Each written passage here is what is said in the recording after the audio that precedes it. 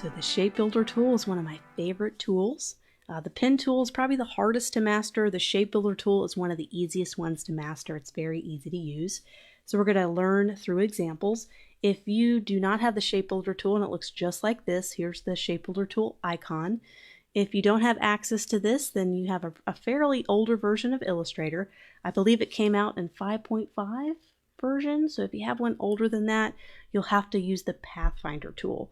So the Pathfinder tool, you can find that in your window, and we're going to be doing this later, but you would be using the Pathfinder tool, which is right here, and you're going to be able to cut and isolate and divide objects that way using Pathfinder.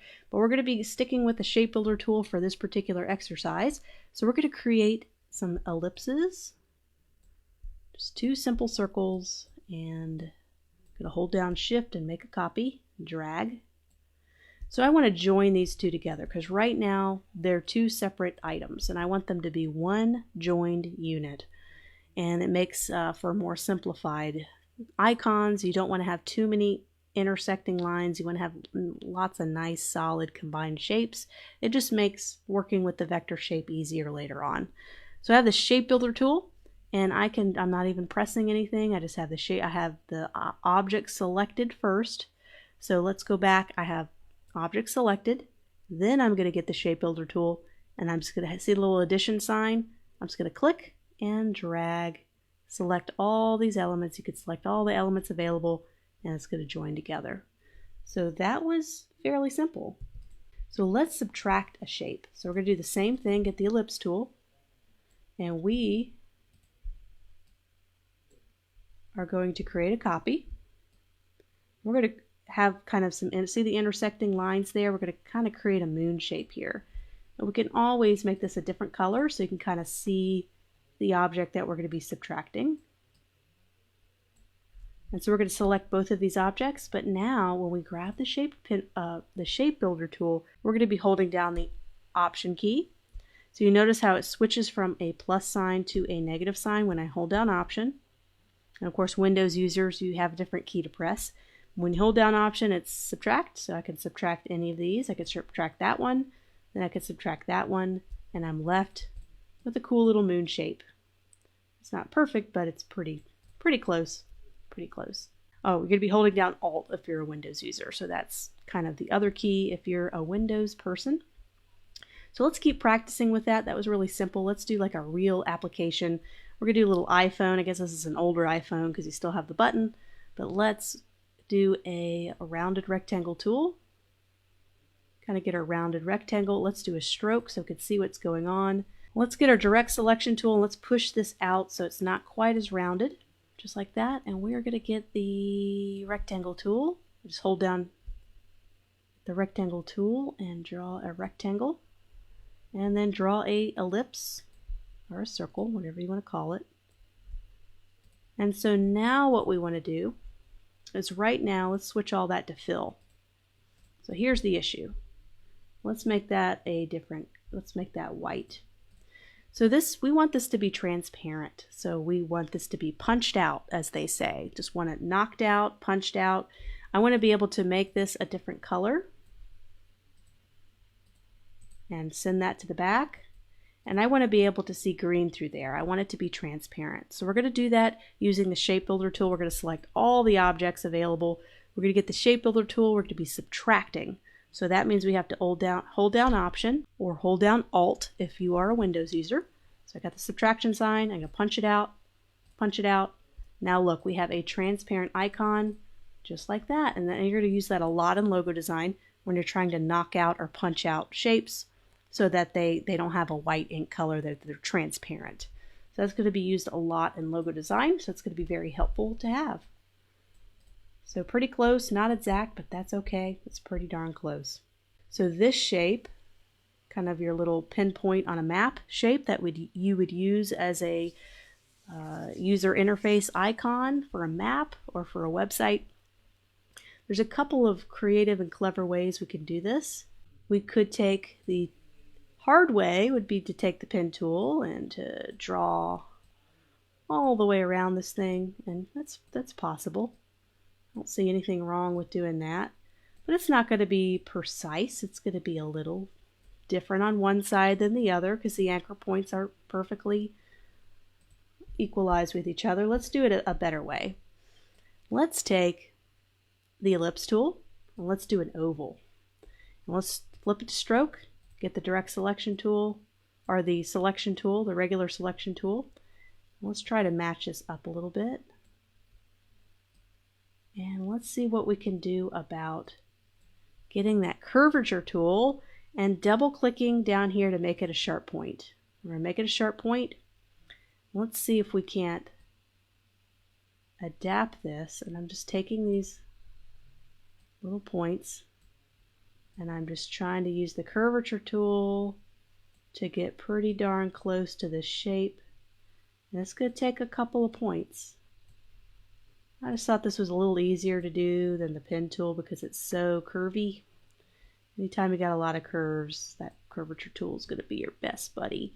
And notice how they're kind of equal to each other. They're kind of on each side just so I can have the same curves. Okay, I can live with that. So how do we make this kind of donut hole to punch out? Well, we can create two shapes. We could do a circle and then punch it out. We could do something even easier and do a stroke.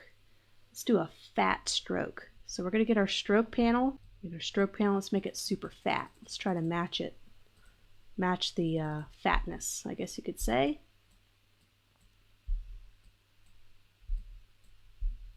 So we have kind of an instant donut shape. Okay, so here's the problem. This is great using a stroke because I feel like I can just do one shape instead of drawing two circles. When I do the shape builder tool, it's going to act a little different. So let's make this a different color so we can see the donut and make that a fill.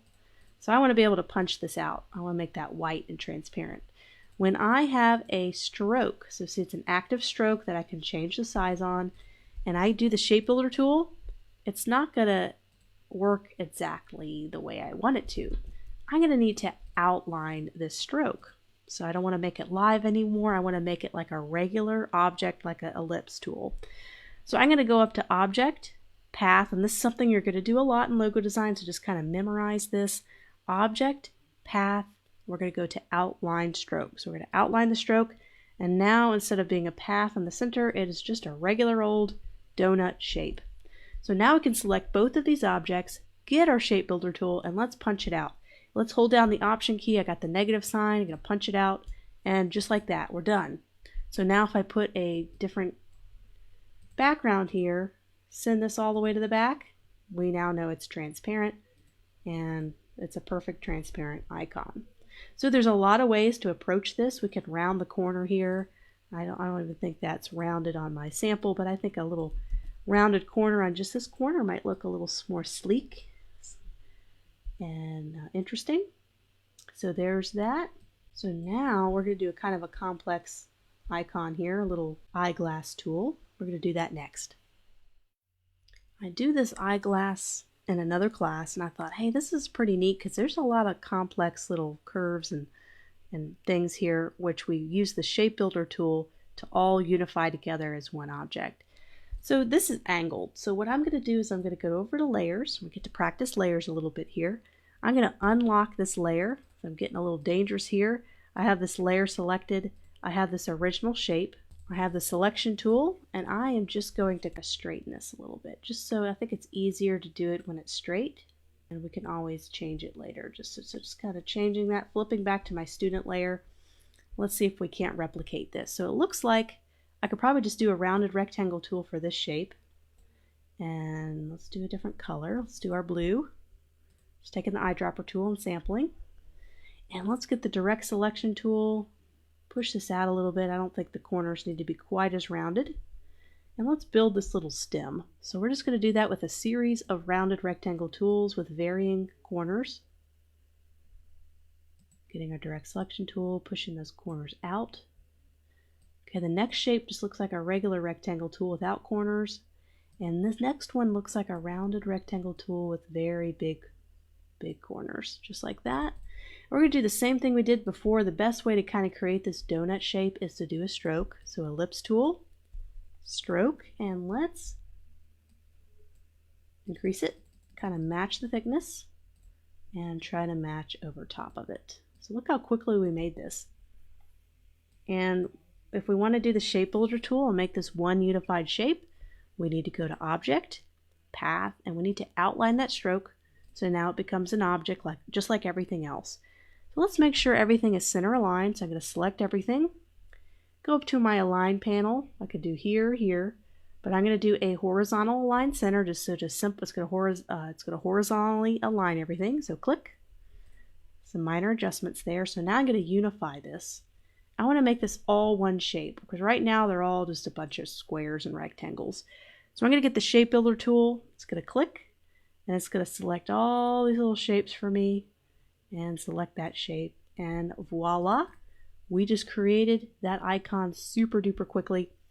We can go back here and we can angle it again, and we can go back to our original layer because we just needed that as a guide. We didn't have to do that, but I just really wanted a nice helpful guide. So there we are. Let's go lock that layer again so I don't mess with it. And voila! So exciting. Isn't this fun? It almost feels like an adult coloring book where you get to have fun and trace. So I thought this would be a little bit more fun than just going one lesson, one tool at a time. I thought this would be more interactive. So let me know if you're enjoying this new way of teaching vector-based tools.